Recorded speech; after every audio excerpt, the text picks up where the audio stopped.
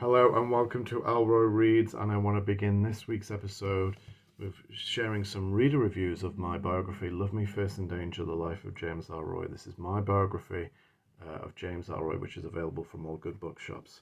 So let's hear what the readers are saying on Goodreads. A substantial work of literary scholarship. Well-researched, comprehensive, and at times overwhelming biography of legendary crime novelist James Ellroy. This book's editor left a lot to be desired, to the point that it was unpleasant and distracting to read. That's better. A rip-roaring look at the life and career of James Ellroy. It covers familiar ground, but still manages to pull new insights about his childhood and early writing, and adds interesting context to his work and how it fits into the wider scope of Los Angeles and American literary history. Terrific. Well, decide for yourself. Grab yourself a copy this Christmas, okay? Love Me First in Danger. Anyway, back to business. Ellroy Reads is the show where every week I look at a book that was influential to James Ellroy, that inspired his writing somehow. This week's book is In a Lonely Place by Dorothy B. Hughes. Now, this text has inspired Ellroy on many different levels in many kind of different formats. So, to give you some context, Dorothy Hughes was born in 1904 in Kansas City. She studied journalism at the University of Missouri, and she began a career in journalism. And it was pretty much the start of a distinguished literary career on many levels. She won awards for her poetry, and her first novel was The So Blue Marble, which was to start a spectacular career of writing hard-boiled noir fiction and crime fiction. She was to write 14 novels over the next 20 years or so, many of which were adapted into film, such as Ride the Pink Horse and In a Lonely Place, which we're talking about today. And they were all critically acclaimed. She never went off the boil. Her last novel, The Expendable Man, was in 1963, and that was critically acclaimed. And after that, I wouldn't say took a break, because any writer will tell you that you work every day, but it would be some time before her final book came out. But when it did in the late 1970s, it was a biography of Earl Stanley Gardner, and it won the Edgar Award for Best Biography, which is an award this book also won, my biography of James Ellroy. So Dorothy Hughes was probably the most distinguished crime writer that has lived. I mean, there were almost no flaw in her career. She was just consistently excellent, and there's very few crime writers you can say about that. So In a Lonely Place is, perhaps her masterpiece. It tells the story of Dix Steele, and that name gives you some hint as to the toxic masculinity, which is one of the themes of this novel. This was published in the late 1940s and was way ahead of its time. It's very prescient on themes of masculinity and its destructiveness that we're talking about today. So Dick Steele is former US Air Force veteran who's returned from World War II. He served in Britain. And he is struggling to find his place in the world, shall we say. He is not so much traumatized by the war in that he's very nostalgic for it. He really liked that kind of homosocial milieu of wartime and men in action. That was seemed to be his natural habitat, and of course justified violence, legalized killing on a mass scale that war allows. Now he winds up in LA, although he's a natural East Coast New Jersey man, because he's sponging off a wealthy relative, and he does this a lot. He's actually a kind of prototype Tom Ripley. There are many parallels, but several years before the first Patricia Highsmith Tom Ripley novel, he's claiming he wants to write a crime novel, and he hooks up with this married couple who's the man is an old army friend of his who's actually also a homicide detective with the LAPD. And there are a series of murders of young women happening around town. And without giving too much away, Dix Steele is the killer. We see inside his mind, we see how these murders unfurl because we see him stalking women around about town. I mean, surreptitiously, he's a well-dressed man. He looks outwardly respectable, so he can get by without falling under suspicion, but he's stalking out where he can get them in the lovers' lanes, where he can get them in the dark, secluded corners where they've got nowhere to run and people aren't going to see him. And because his buddy, Brud Nikolai, is in the LAPD, he is, he's working on the case and he's pretty much pumping Brub for information. And in an odd way, he's kind of giving himself away after a while. You begin to realize that he's falling into a trap, and it's quite delicious to read. But he's also, again, a very attractive man, because there's hints that Brub's wife Sylvia has a bit of a crush on him, and he begins a relationship with a woman who lives in his apartment building, Laurel, who's very attracted to him, and he's equally attracted to her, although he's wrestling with his own misogyny. He's wrestling with a certain misogyny that is coming through, as well as his desire to kill her, his hatred of all women, and his desire to kind of wipe out all women. He goes on these various kind of internal monologues, how they're all the same, they're all deceptive. And eventually, it's actually women in the text who get the better of him. So this was turned into a film in 1951, directed by Nicholas Ray.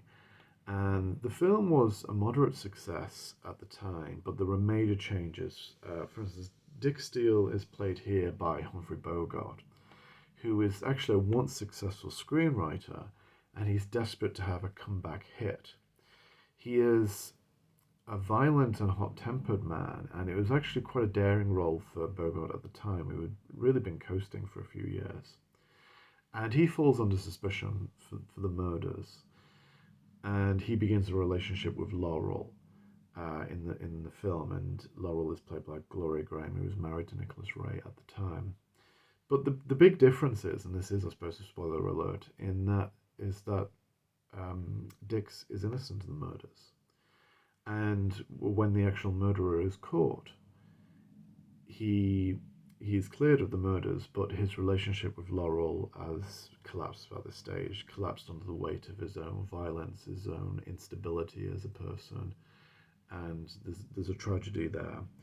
It's now considered one of the great film noirs. It was released in 1951, 1950, which was also saw the release of Sunset Boulevard and All About Eve. So it was a year that Hollywood was quite introspective, or rather, some auteurs in Hollywood were making films that were very, very critical of their own business.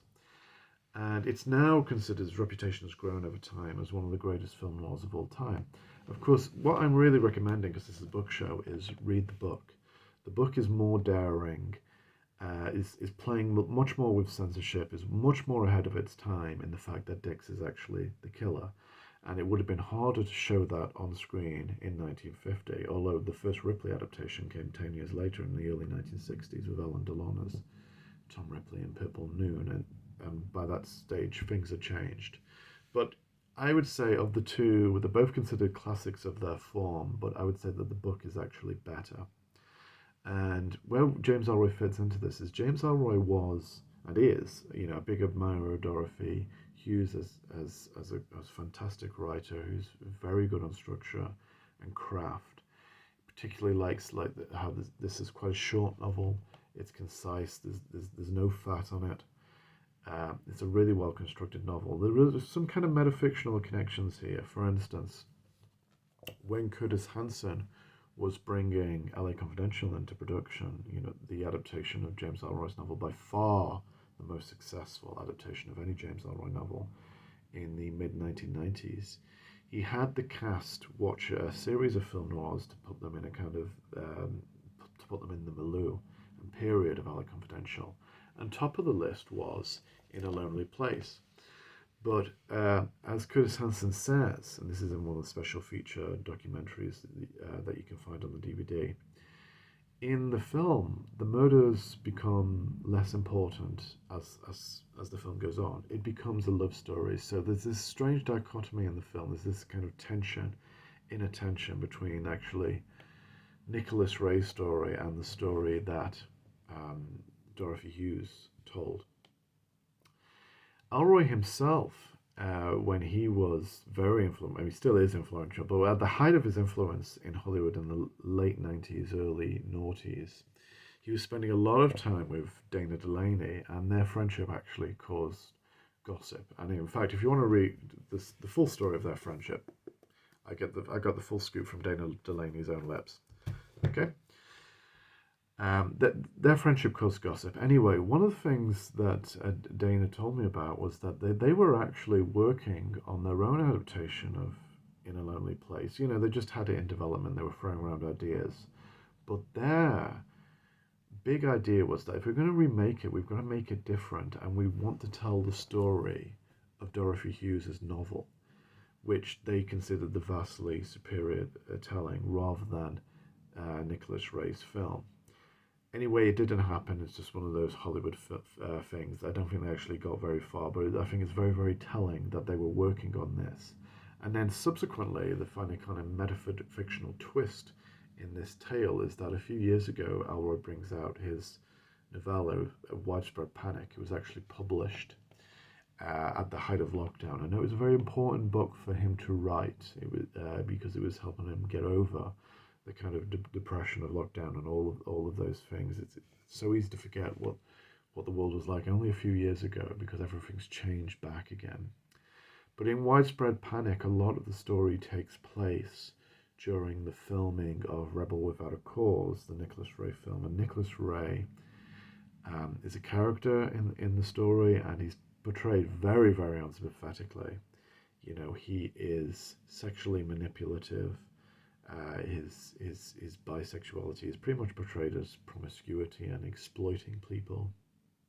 And when Ellroy was questioned about this by, you know, journalists and French journalists who regard Nicholas Ray as one of the great auteurs, one of the great craftsmen, Ellroy is very dismissive. Like, I don't care. I don't like his movies. I particularly hate Rebel Without a Cause. And if it walked, Nicholas Ray would, you know, make a pass at it. That he was basically a sexual predator. So if, in many ways, Ellroy was writing his own Me Too story about toxic masculinity, you know, set in the 50s, trying to, you know, be ahead of its time in terms of the period and in terms of what people were getting away with, what powerful Hollywood people were getting away with at the time. This is also a great story about toxic masculinity. Of course, in this, Dix is a fake writer. It's interesting that he's not even trying really to write. And Hughes makes him a crime writer, which might be just like a little bit of a joke about herself because, you know, crime novels were not considered, you know, the critical jewel in the crown at the time. They were considered a bit low rent. But now, you know, the tables have turned. Crime novels are recognized as a hugely important development in the history of literature of any country, but particularly the United States. And Dorothy B. Hughes is certainly the master, and In a Lonely Place is a masterpiece, and I can't recommend it highly enough. If you've already seen the film, surprise yourself and go out and buy the book. And if you haven't seen the film, read the book first because it's very interesting to compare the two. And I know it was a big influence on James Ellroy. Okay, thank you very much. I will see you next week or the week after for another episode of Our Reads. Okay, bye-bye.